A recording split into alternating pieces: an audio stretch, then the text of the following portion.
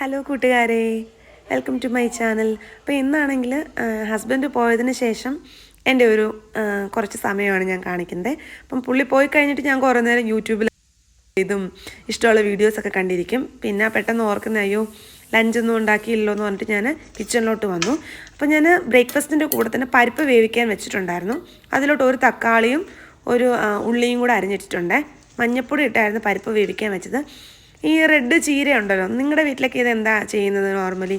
ഞങ്ങളുടെ വീട്ടിൽ സാധാരണ തോരനാണ് വെക്കുന്നത്, പക്ഷെ ഞാൻ ഇന്ന് കറിയായിട്ടാണ് വെക്കുന്നത്. എന്നും തോരനല്ലേ വെക്കുന്നത്, അപ്പോൾ ഒരു ചേഞ്ചിന് വേണ്ടി കറി വെച്ചു. നല്ല ടേസ്റ്റ്. ഞാനിത് പച്ചച്ചീര ഇങ്ങനെ കറി വെച്ചിട്ടുണ്ടായിരുന്നു, നല്ല ടേസ്റ്റാണ്. അപ്പം ചീര ഓൾറെഡി കഴുകി വെച്ചിട്ടുണ്ടായിരുന്നു ഞാൻ. അപ്പോൾ അത് ഞാൻ അരിഞ്ഞെടുക്കുന്നുണ്ട്.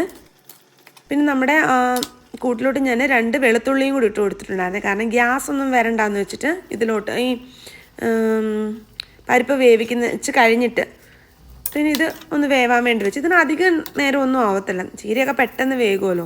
ആവശ്യത്തിനുള്ള ഉപ്പും കൂടി ഇട്ട് കൊടുത്തു. സൈഡിൽ തന്നെ തോരന് വേണ്ടിയുള്ള പടവലങ്ങയും കൂടെ ഒന്ന് ക്ലീൻ ആക്കി എടുക്കുന്നുണ്ട്.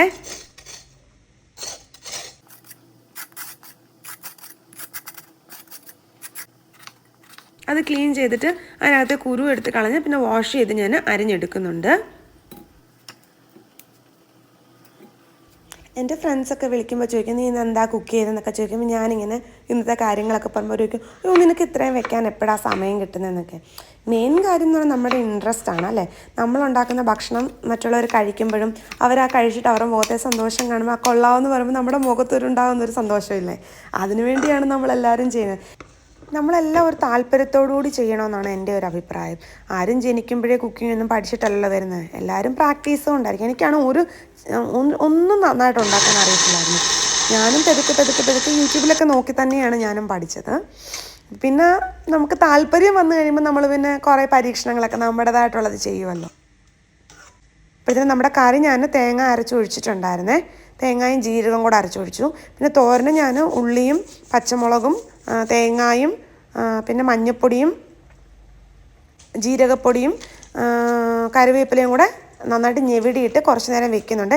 ഞാൻ ചതച്ചൊന്നും ഇടാറില്ലേ, ഇങ്ങനെ എൻ്റെ എല്ലാ തോരനും ഞാനിങ്ങനെ മിക്സ് ചെയ്ത് തന്നെയാണ് ഇടാറുള്ളത്. എന്നിട്ട് ഞാൻ കടുക് താളിച്ച് എടുക്കുന്നുണ്ട് നമ്മുടെ കറിക്ക് വേണ്ടി. വറ്റൽമുളകും കടുകും കറിവേപ്പില ഇട്ടിട്ടുണ്ട്. എന്നിട്ട് ഇതിന് അവസാനം ഞാനിത് ഒഴിച്ച് കൊടുത്തിട്ട് ഞാൻ കുറച്ച് നെയ്യ് ചേർത്ത് കൊടുക്കുന്നുണ്ട്. നെയ്യ് ചേർക്കുമ്പോൾ നല്ല ടേസ്റ്റ് ഈ കറിക്ക്.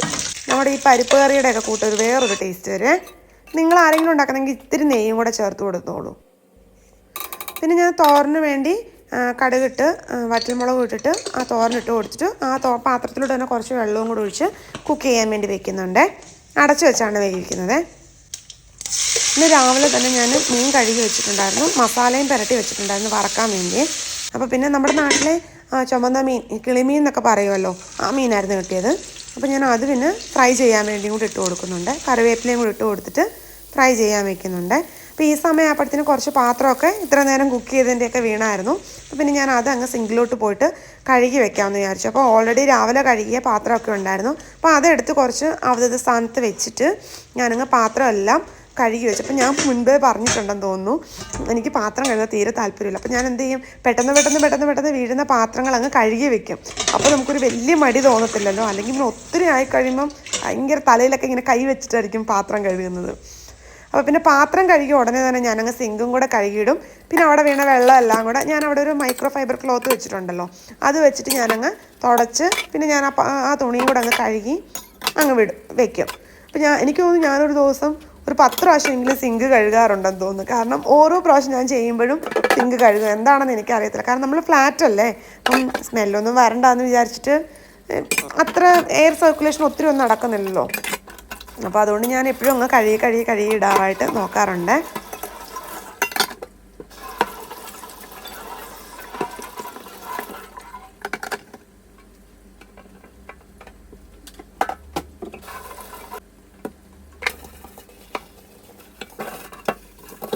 ഞാൻ ഹാൻഡ് വാഷ് ഇട്ടിട്ടായിരിക്കും കഴുകുന്നത് മോസ്റ്റ്ലി. പിന്നെ ഒത്തിരി അഴുക്കുണ്ടെങ്കിൽ മാത്രമേ നമ്മുടെ വാഷിംഗ് ലിക്വിഡൊക്കെ ഇട്ട് കഴുകത്തുള്ളേ.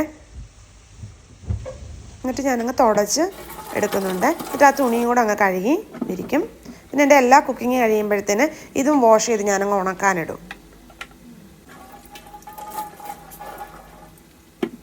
പിന്നെ ഞാൻ അപ്പോഴത്തേന് അരി ഇട്ടിട്ടില്ലായിരുന്നു. അപ്പം നമ്മൾ മോസ്റ്റ്ലി ബസ്മതി റൈസ് അരി വെക്കുന്നത്. ഇന്ന് ഞാനപ്പം ചുമന്നരി വെക്കാമെന്ന് വിചാരിച്ചു, നമ്മുടെ കുത്തരി. അപ്പം നിങ്ങൾക്ക് ആർക്കെങ്കിലും ഈ ഒരു സ്വഭാവം ഉണ്ടോ? എനിക്കാണെങ്കിൽ ഈ കുത്തരി എത്ര കഴുകിയാലും സമാധാനം വരത്തില്ല. ഞാനൊരു 5-6 പ്രാവശ്യമെങ്കിലും കഴുകും. പണ്ടൊക്കെ വീട്ടിലൊക്കെ ആണെങ്കിൽ അമ്മ പറയും, കഴുകി അരി പൊടിച്ച് കളയുക, അല്ലെങ്കിൽ അതിൻ്റെ ഉള്ള ഗുണങ്ങളെല്ലാം കളയുവാന്ന്. പക്ഷെ എന്താണെന്ന് എനിക്കറിയാം, ഞാനൊരു കുറേ വട്ടം കഴുകിയിട്ട് ഞാൻ കുതിരാനായിട്ടൊന്നും വെക്കുന്നില്ല. നമ്മൾ വീട്ടിലൊക്കെ നോർമലി അല്ലാതെ ഉണ്ടാക്കുമ്പോൾ നമ്മൾ കുതിരാൻ വേണ്ടി വെക്കത്തില്ലേ, ഇത് ഞാൻ കുക്കറിലാണ് ചോറുണ്ടാക്കിയെടുക്കുന്നത്. അപ്പോൾ ഞാനങ്ങ് ഡയറക്റ്റ് ഇട്ടിട്ട് ഒരു വിസിലടിച്ച് പിന്നെ വെള്ളം കൂട്ടിയിട്ടാണ് വെക്കുന്നത്. അതങ്ങ് വാർത്തെടുക്കത്തേ ഉള്ളൂ. അപ്പോൾ വന്ന് മീനും ഒന്ന് തിരിച്ചിട്ടു, പിന്നെ തോരനും ഒന്ന് ഇളക്കി കൊടുത്തേ. അപ്പോഴത്തേന് മീൻ വറുത്ത് കഴിഞ്ഞായിരുന്നു, മീൻ ഫ്രൈ ആയിരുന്നു ഇന്ന്. പിന്നെ തോരനുണ്ട്, പിന്നെ നമ്മുടെ ചീരക്കറി ഉണ്ടായിരുന്നു. പിന്നെ ഫ്രിഡ്ജിൽ എനിക്ക് മത്തങ്ങ എരിശ്ശേരി ഉണ്ടായിരുന്നേ. കഴിക്കാൻ നേരം ഞാനൊരു പപ്പടം കൂടെ വറുത്തെടുത്തായിരുന്നു.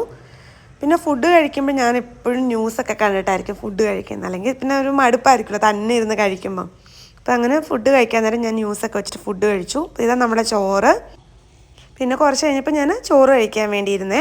അപ്പോൾ ഞാൻ ചോറ് കഴിക്കുമ്പോൾ എപ്പോഴും TV ഒക്കെ കണ്ടുകൊണ്ടായിരുന്നു കഴിക്കുന്നത്, ന്യൂസൊക്കെ കണ്ടുകൊണ്ടായിരുന്നു കഴിക്കുന്നത്.